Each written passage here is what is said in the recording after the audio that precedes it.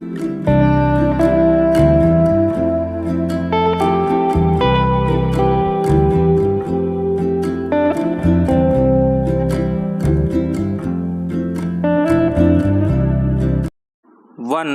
2, 3 start. America की राजकीय यात्रा के दौरान भारतीय प्रधानमंत्री का व्हाइट हाउस में जैसा भव्य स्वागत हुआ और अमेरिकी संसद में उनके संबोधन को जिस तरह सराहा गया, उससे यदि कुछ स्पष्ट हो रहा है तो यही कि दोनों देशों के संबंध एक नए युग में पहुंच रहे हैं। वैसे तो दोनों देशों के संबंध एक लंबे समय से प्रगाढ़ हो रहे हैं, लेकिन इसके पहले किसी भारतीय प्रधानमंत्री को अमेरिका में शायद ही इतनी महत्ता मिली हो। इस महत्ता को रेखांकित कर रहे हैं रक्षा, तकनीक, उद्योग आदि क्षेत्र में हुए वे अनेक महत्वपूर्ण समझौते जो भारत और अमेरिका के बीच हुए। इनमें कुछ समझौते ऐसे हैं जिनके लिए भारत दशकों से प्रयासरत था, जैसे कि GE एरोस्पेस और हिंदुस्तान एरोनॉटिक्स लिमिटेड के बीच युद्धक विमानों के इंजन F-414 को मिलकर भारत में बनाने का समझौता। इस तरह के समझौते दोनों देशों की निकटता को भी रेखांकित कर रहे हैं और एक दूसरे के प्रति भरोसे को भी। अमेरिका का भारत पर बढ़ता भरोसा इस बात का परिचायक है कि भारत विश्व की एक बड़ी शक्ति बनने की राह पर है।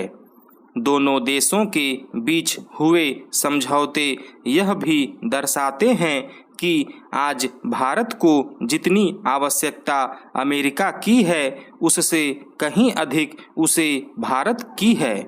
इसका एक कारण अंतर्राष्ट्रीय स्तर पर अमेरिका का कम होता प्रभाव और भारत का बढ़ता हुआ कद है।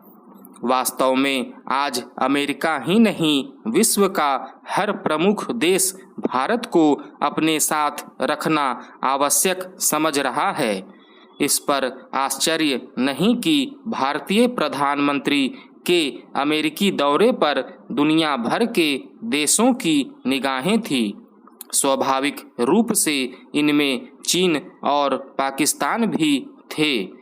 यह अच्छा हुआ कि भारतीय प्रधानमंत्री और अमेरिकी राष्ट्रपति के बीच शिखर वार्ता के बाद जो संयुक्त बयान जारी हुआ, उसमें पाकिस्तान के साथ चीन पर भी निशाना साधा गया।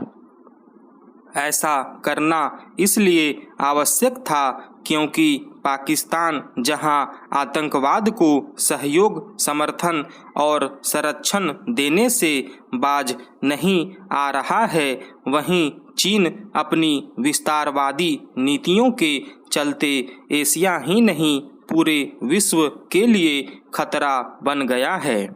भारत के बढ़ते अंतर्राष्ट्रीय प्रभाव से चीन किस तरह खींच रहा है, इसका पता इससे भी चलता है कि उसने शर्म संकोच त्याग कर ठीक उस समय मुंबई हमले की साजिश में शामिल लश्कर के आतंकी सरगना साजिद मीर की ढाल बनना पसंद किया। जिस वक्त भारतीय प्रधानमंत्री अमेरिका में थे, यह चीन की हताशा और निर्लजता का चरम था। उसने अपने रवैये से यही प्रदर्शित किया कि उससे भारत ही नहीं, पूरे विश्व को सावधान रहना चाहिए। अमेरिका यह जान रहा है कि चीन के तानाशाही भरे रवैये से निपटने के लिए भारत का साथ आवश्यक है। वास्तव में इस आवश्यकता ने भी अमेरिका में भारत की अहमियत बढ़ाने का काम किया है। यह अहमियत यही बता रही है कि भारत का समय आ गया है। अमेरिकी संसद के संयुक्त सत्र को संबोधित करते हुए प्रधानमंत्री ने आतंकवाद के खिलाफ कड़े कदम उठाने की जरूरत रेखांकित की। पाकिस्तान का नाम लिए बगैर उन्होंने याद दिलाया कि विश्व व्यापार संगठन की मीनारों पर हमले के 2 दशक से अधिक और मुंबई पर आतंकी हमले के 1 दशक से अधिक समय बीत जाने के बावजूद आतंकवाद को प्रायोजित करने वालों पर नकेल न किसी जाने के कारण आज भी कट्टरपंथ और आतंकवाद पूरी दुनिया के लिए नासूर बना हुआ है। इसके लिए प्रधानमंत्री ने अमेरिका से आह्वान किया कि वह आतंकवाद के विरुद्ध लड़ाई को तेज करे। अमेरिकी राष्ट्रपति ने भी al Qaeda, Islamic state, Lashkar-e-Taiba, Jaish-e-Mohammed और हिजबुल मुजाहिदीन समेत संयुक्त राष्ट्र में सूचीबद्ध तमाम आतंकी संगठनों के खिलाफ समन्वित कार्रवाई की जरूरत पर बल दिया।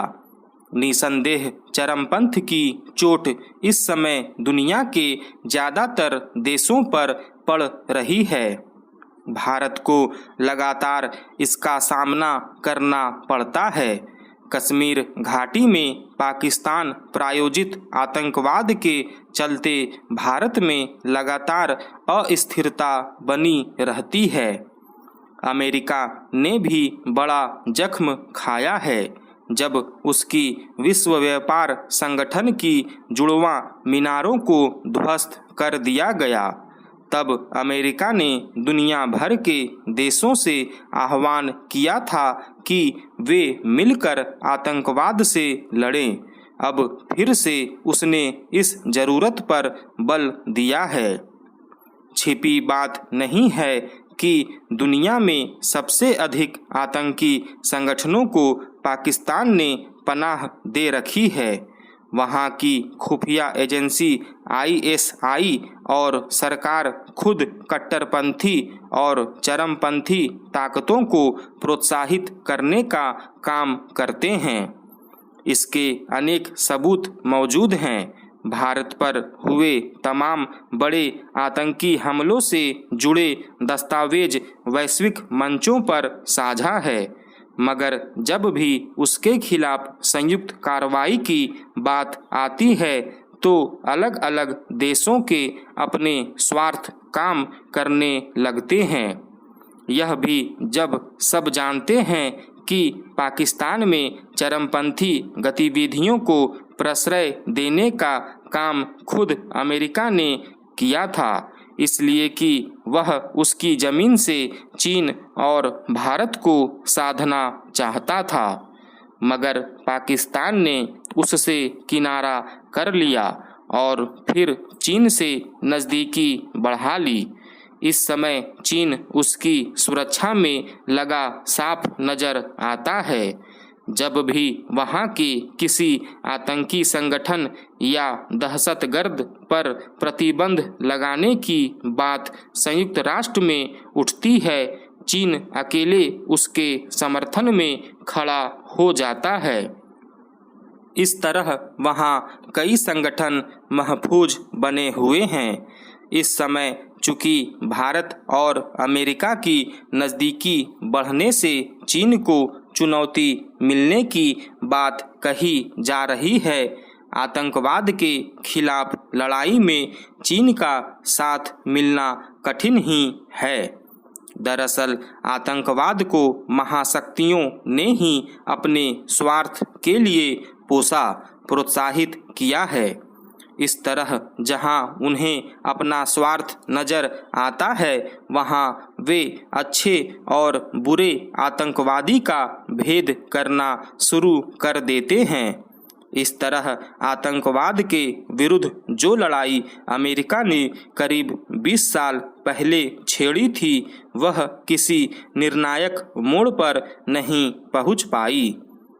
यही वजह है कि जब भी भारत कश्मीर में दहशतगर्दी का मुद्दा उठाता है तो ज़्यादातर देश तटस्थ नज़र आने लगते हैं। ऐसे में आतंकवाद के खिलाफ समन्वित लड़ाई कमज़ोर पड़ जाती है। भारत को अकेले ही इससे निपटना पड़ता है। स्टॉप।